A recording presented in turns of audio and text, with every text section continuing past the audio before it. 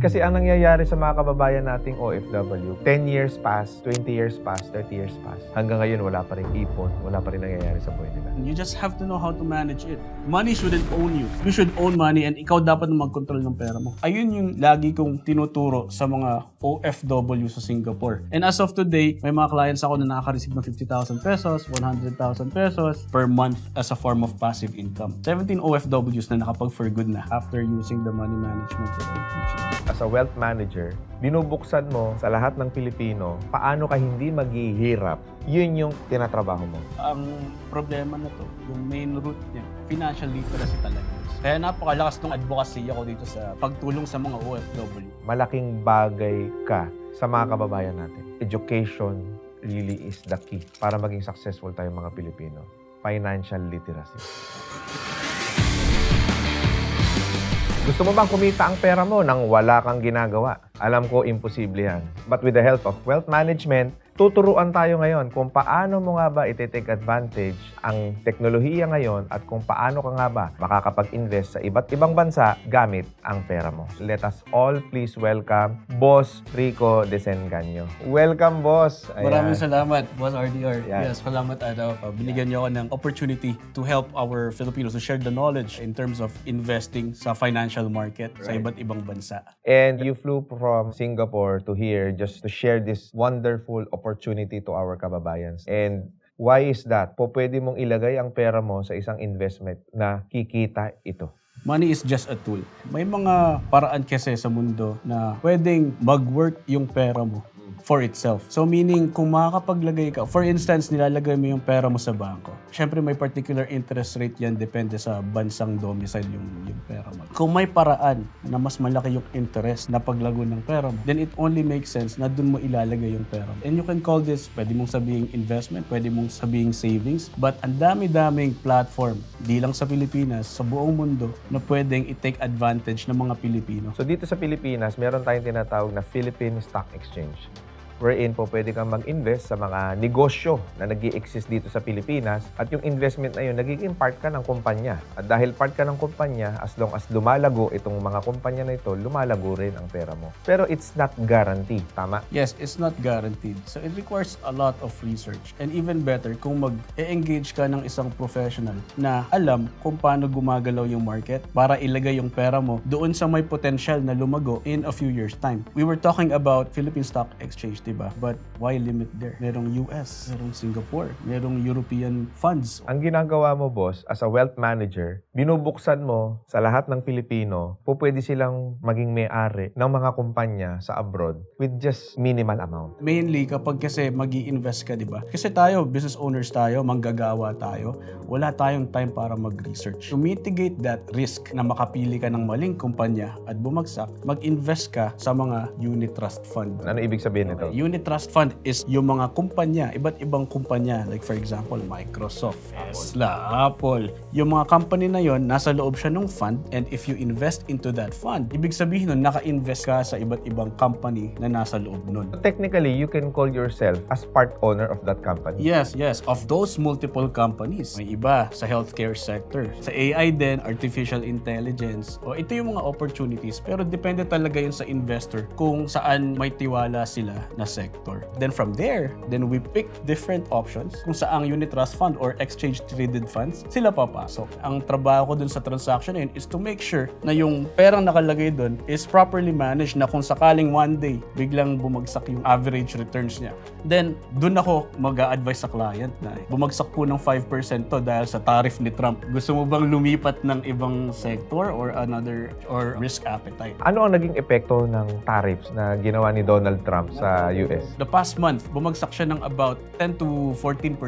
Ganun kalaki ang binagsak? Ganun kalaki yung binagsak. Ibig sabihin, pababa na ekonomiya ng Amerika. Ang S&P 500, merong 100% recovery rate. Bumagsak ang market, it means yung presyo mababa. Yung mga may alam sa investment, nagsipasukan. O ano nangyari in 2021? Marangkada yung market. Ang daming naging bagong milyonaryo right after COVID. And yung tariff ni Trump was another opportunity for new millionaires to exist. Ang nature nila is pag bumagsak, automatic tataas dahil proven and tested na yung... Yes, 100%. Kasi data lang naman tayo eh. We're looking at data. Every market downturn, laging mas mataas yung returns after nung bagsak. So, ibig sabihin, pag bagsak na ito, kung ikaw ay matalinong investor, dyan ka na kagad maglalagay ng pera. We call this noise na lang talaga siya actually. According to Warren Buffett, time in the market is more important. Basta nasa loob ka, you follow and be consistent sa pag-i-invest mo. Most likely, mas magiging maganda ang outcome mo sa pag-i-invest mo. Sa pag-i-invest, we have this thing called dollar cost averaging. Ano yan? Ang dollar cost averaging, isa siyang strategy ng pag-i-invest na pumuposition ka kada buwan or kada linggo, whether ang market pataas or pababa, nagbabuy-in ka. Ayun ang dollar cost averaging. As long as yung pinag-i-investan mo in the long run, whether nasa taas ang market or pababa, may position ka per month. Ang ina-advise ko sa mga investor ko usually, 10 to 20% ng income nila, ilagay nila sa market. So, ang magiging kaibigan mo dyan, yung returns or nung asset. Next, compound interest is yung tubo mo, tutubo na ulit. naman. Tas So, kung tutubo na every month, naglalagay ka doon, pataas ng pataas yung capital mo, idagdag mo pa yung return sa net asset value, saka yung dividends ng mga fund. As long as nasa loob ka ng market at naka-invest ka, it's good for your financial portfolio. Kasi ang ultimate goal mo naman kasi, kaya ka nag-i-invest, is to be financially free. Ngayon, financial freedom is kahit hindi ka ma-involve, yung pera mo, binabayaran ka kahit hindi ka nag-work. That's financial freedom to me. Ayun yung lagi kong tinuturo sa mga OFW sa Singapore. Gaano katagal mong gusto malayo sa pamilya mo? Dapat meron kayong time horizon kung gaano katagal nyo gustong maging OFW. And this is where I come in. Let's say 10 years ang time horizon ng isang OFW boss. Gagawa kami ng investment strategy na at some point na pagdating ng 10 years, makaka-receive siya ng pera galing sa Singapore to the Philippines per month as a form of passive income. And in fact, may mga existing clients ako, 17 OFWs na nakapag-for good na. And as of today, may mga clients ako na nakaka-receive ng 50,000 pesos, 100,000 pesos. Walang fail, of course, walang fail. Unless na kunin nila yung capital galing sa Singapore. But syempre, it's their choice kung gusto nila mag-work. What I can assure them, they are working not because they need to. Nag-work sila kasi they want to. Magkano sila nag-start mag-invest at paano naging consistent yung income nila monthly? Kung mag-i-invest ka, kailangan umpisahan mo na maganda ang pag-manage ng pera mo. Part of it is we do proper money management. We assess kung ano yung ginagawa ng client. And most of the time, 10 to 20% ng income nila ang dapat na nilalagay nila dun sa pag-i-invest. But the main goal is to create passive income. Sa real estate, rental income, ayun yung passive mo. Yes. Financial markets, dividends. So now, imagine nakauwi ka 10 years later, OFW ka. Mayroon kang 15,000 pesos from your rental income sa condo mo. Tapos meron kang say 30,000 or 40,000 pesos from Singapore to the Philippines. Ayun yung passive mo. Hindi mo na kailangan bumalik pa sa pag-OFW kung may natatanggap kang ganung pera. Kasi in the first place, kaya ka nag-OFW, hindi sapat yung perang kinikita mo sa Pilipinas. Correct. So ayun ang solusyon. Passive income talaga. Para hindi ka nalalayo sa pamilya mo. Ikaw, kapag humandle ka ng client, hindi lang investment ang tinuturo mo sa kanila. Pati yung total kung magkano ang earnings nila, kung paano ito i-manage at paano ka hindi maghihirap, yun yung tinatrabaho mo. Wealth manager talaga. Normally kasi pag namimit ako ng mga clients is napagkakamalan ako insurance agent. After meeting, syempre nakikita nila yung pagkakaiba ng isang wealth manager sa insurance agent. Nare-realize nila yung importance ng pagpe-prepare. And meron tayong system dyan na fina-follow ko. And itong system na to, money management lang to yung pag-allocate ng sources. In Singapore kasi, ang average income ng OFW is about 4 to 5,000 SGD, which is about 200,000 pesos. May mga clients ako na first time na nakakita ng 5 digits in SGD sa bank account nila after using the money management that I teach them. What can you say to those people na may surplus money sila and then hindi nila alam kung saan i-invest ito? I'll give you an example, boss. Let's say may 1 million ka. Yung 1 million, pinark mo sa Singapore in 2015, 10 years ago. Ang palitan ng isang Singapore dollars sa Philippine peso is 32. Today, alam mo kung magkano na? 43 pesos. So that means, kung pinark mo ang 1 million mo in 2015 sa Singapore, value niya in pesos is 1,300,000. That's you not even investing. Nakapark lang yung pera mo through currency exchange. Let's be conservative, nilagay mo sa bonds na lumalago ng 4%. Panalo ka pa din. Well, like recently, mga namimit ko dito the past few days, may mga existing investors kasi ako dito sa Pilipinas. Ang main purpose talaga nila kasi, take advantage of the currency strength ng Singapore. Meron silang lump sum, pinapadala nila doon at tinatabi na yun doon. Importantly, may account sila doon. Kung sakaling meron silang extra, disposable, investable money, then they can reinvest it there sa Singapore. Kung tatanungin mo kung saan ilalagay, depende sa risk appetite mo yun, saka sa age mo. O so kunwari, 55-year-old business owner. Ang risk appetite mo dyan, syempre, nasa risk averse. So, saan ka pupunta ngayon dyan? Take advantage mo yung currency. Pag dumating yung panahon, pag nag-60 ka na, 5 years later, yung pera mo, syempre, lumago na through the currency, saka yung 4% per annum na returns ng mga bonds. Let's say, nag-invest siya ng total of 5 million pesos. Based on compound interest, naging 7 million, 5 million.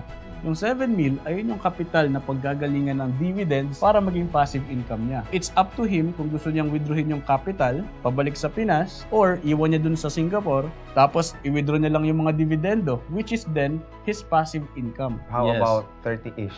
30-ish. Pag 30-ish naman, now, depende naman yan sa profile mo.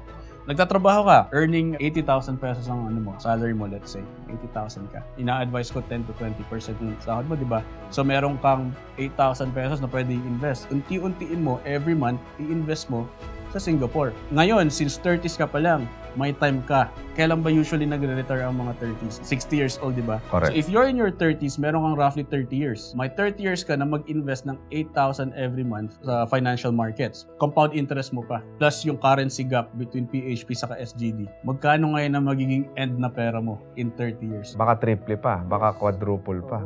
Ganun pala siya, no? Kasi ako talaga, I'm a believer of active income. So, hindi talaga ako masyadong nag-i-invest sa mga passive income. Ang passive income kasi dito, boss, marami kasing mga scammer eh. Nagpapa-invest sa, kunyari, i-invest sa Forex, kunyari, invest sa Bitcoin, papangakuan ng 20% na tubo monthly. Para maging realistic lang, 5% monthly. Guaranteed. Totoo ba yun? Legit yan. Legit ang crypto saka Forex. Ngayon, ang scam is yung nagpapa-invest sa'yo doon. Correct. So you have to do your own due diligence. Mag-search ka sa Google. Ang dami-daming regulated na platforms. Okay, a perfect example ng guaranteed is yung bank account mo. May interest rate yun, di ba? Ayun, guaranteed yun. Next, fixed deposit. Huhulog ka ng 2 taon tapos ilalak yun ng 5 taon. Guaranteed yun. O depende sa contract nung financial institution ng banko. O meron din yung mga insurance company, minsan nagre-release sila ng mga endowment na policies kaso medyo nasa long term yun ng kaunti. Ayun yung guaranteed. Meron namang guaranteed syempre, pero aalamin mo lang kung saan nanggagaling. But to really beat inflation, boss, may inflation pa, hindi natin napag-usapan. 10 years ago, nung nandito ako sa Pinas, isang burger sa fast food, tingin ko 140 pesos lang. Ngayon 250. Yung sahod, hindi naman naglaki yan. So, ilang percent ng inflation ng bansa mo? Sabihin natin, 3 to 5% sa Pinas. Kailangan, yung pera mo, lumalago ng 3 to 5% kada taon din kasabay ng inflation. Para maka-break even ka. Doon sa inflation. Even lang, oo. So, kailangan mo na mas malaki doon para tubo. Grabe, no? Ang lalim. Malalim. Ang pera, malalim yan. You just have to know how to manage it. Money shouldn't own you. You should own money and ikaw dapat na mag-control ng pera mo. Magkano minimal na investment usually sa ganyan? Just to try it out. Okay, to try it out, actually 100 SGD. May mga ganong unit trust fund, 100 SGD na paghulog. Akala ko naman by the millions or 100,000. Ikaw, para mag-handle ka ng isang account, magkano yung minimum investment na tinatanggap? Ako, personally, ang minimum ko is per year, 500,000 pesos ang minimum ko. 500,000 pesos. Okay. So, yung 500,000 pesos, kailan ang maturity nun? Wala siyang maturity. Open-ended siya na account. Yeah, but ang ina-advise ko is go through the whole market cycle, which is 5 to 7 years. Yeah. Kasi ang maturity kasi, itong term na yan, galing yan sa insurance kasi. Sa wakas, makakaipon na at nakakatipid sila. Kasi ang nangyayari sa mga kababayan nating OFW, ganito kasi yung life cycle nila. Ang gagawin nila magtatrabaho, boss, so sweldo. Padala lahat. Siguro mga 50 to 60% pinapadala. 40% iniiwan. Tapos, eventually, mapapagod ng ganong sistema. After 2-3 years, makakaisip yan, sige, magnegosyo na lang tayo. Babawasan yung pagpapadala para pag uwi ng Pilipinas, ibibigay sa kamag-anak yung pinag-ipunang pera para itayo ng negosyo. Nang walang experience sa negosyo, walang alam sa negosyo, walang interest sa negosyo. Definitely, it is bound to fail. So dahil nag-fail yung negosyo, ang gagawin ni OFW, trabaho na lang ulit ako sa abroad, padalan ko na lang kayo ng pera. And it goes on and on hanggang sa 10 years pass, 20 years pass, 30 years pass. Nasa abroad pa rin nagtatrabaho. Kawawa. Nakaka-relate ako dyan. A little bit about myself. Nag-move ako sa Singapore when I was 13 years old ako noon. Actually, lumaki ako dito sa Pilipinas. And yung tatay ko kasi, OFW siya. Dinala nila kami dun sa Singapore. Buong pamilya. At some point, nalaman ko, habang nandito kami sa Pilipinas, tatay ko kumakain ng noodles, breakfast, lunch, dinner, para lang makapagpadala sa amin. So ito napaka-common to sa mga OFW. Yung pagsisikap nila sa abroad na nalalayo sa pamilya nila. Problema na to, yung main root niya, financial literacy talaga, boss. Akala kasi nila na pag nag-abroad ka, dyan yung pera, di ba? Papadala ngayon yan. Ang ganda ng buhay sa pamilya. Ngayon, yung pamilya sa Pilipinas, most of the time, hindi nila alam yung sakripisyo ng OFW. Dahil tayo mga Pilipino, lalo na sa ating mga ama, ako may 3 anak. Siyempre, sinasacrifice natin. Hindi nila alam yung sacrifices natin.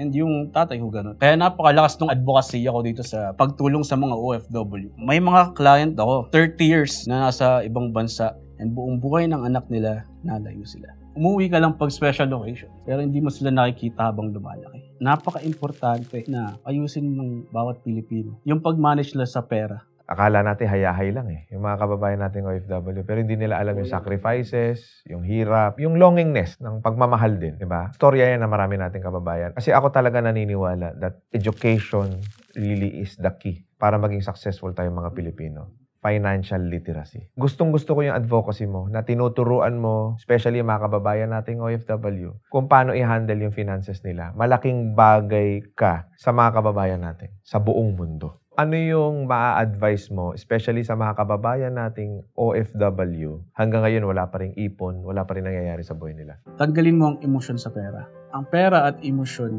hindi sila magkaibigan. Dahil sa emosyon, magwawaldas ka ng pera dahil sa emosyon pag masaya ka. Pag masyado ka namang takot, i-hold mo lahat yan. Kailangan sumunod ka sa tried and tested na at merong data sa likod nun. And then regardless whether malungkot ka, masaya ka, galit ka, gagawin mo siya kada buwan every time na pumapasok yung sahod mo. And that's the only way that you can achieve financial freedom. Kasi sa pagmamanage na yun, naka-allocate na yung pwede yung i-invest mo . It's just a matter of time at magiging financially free ka na.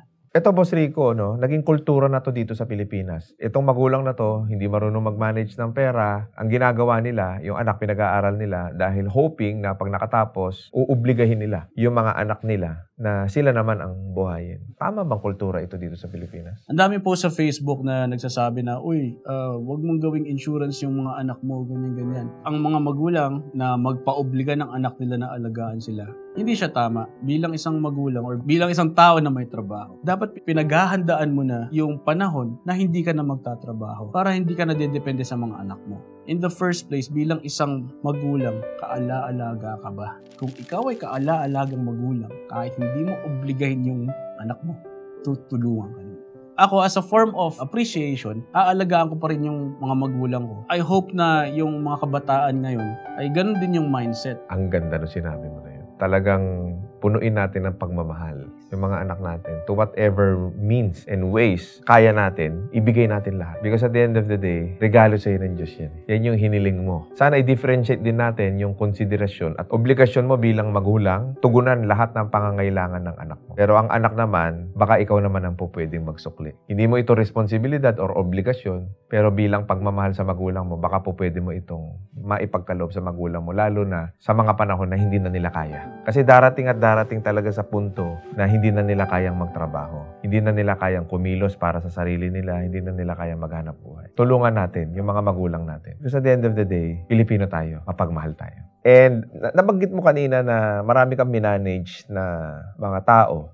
Probably you can name a few. Sa mga investors ko dito sa Pilipinas, shout out sa mga clients ko na finally nakauwi kayo sa Pilipinas. Sir Felix, Sir Earl, salamat at pinayagan nyo akong maging part ng pag-home for good ninyo. Shout out, old time's sakes, yung mga kababata ko sa Singapore. Jeff, Ted, Rainiel, PJ, basta kayo, alam nyo na yon sa group chat. My lovely wife, Karina, and my 3 kids, Zeph, Ori, Isley. And shout out to my mom, Papa, Mama, Papa, I'm here with Boss RDR. And to my in-laws, Auntie Ann and Uncle Das. Now is the time, boss, to introduce your business and promote your business and your socials and cellphone number. Kung naghahanap ka ng paraan para ma-take advantage yung mga financial solutions sa Singapore, you can hit me up. Follow me sa Facebook, Rico Desengaño. On Instagram, Rico Desengaño. Follow my podcast, The Global Pinoy Podcast. Nandiyan po kami sa Spotify, sa YouTube, and visit my website, ricodesengaño.com. Nandun po yung mga details na pwede nyong i-expect at yung mga services na pwede kong magawa sa inyo in terms of your financial well-being. Thank you so much, Boss Rico. Ang dami kong natutunan. Sa lahat ng mga kababayan natin na nakakapanood ng video na to, nawa ay matuto na tayo, no, sa matagal ng sakit ng ating kultura na tumatanda na lang tayo nang wala tayong ipon at wala tayong emergency fund or pera. Diba? So, nandito na si Boss Rico Desengaño. Siya po ay lihitimo na wealth manager. Pwede niyo po siyang kontakin. Huwag po kayong maniniwala at huwag kayong magpapabudol sa mga 5%, 10%, 20% guaranteed income monthly. Kalokohan po yan. Scam po yan. Okay? So, dito po tayo sa licensed and certified na wealth manager. Kontakin niyo po si Boss Rico. Alam niyo na yung contact number niya. And sa lahat na nakapanood ng video na to, huwag ninyo kalilimutan na mag-subscribe. Click niya ang notification bell para lagi kayong updated sa ating mga future videos. And also, do not forget to follow us on Facebook, TikTok, Instagram, and available na rin po si Boss RDR sa Spotify. Muli, maraming salamat and God bless sa inyo lahat.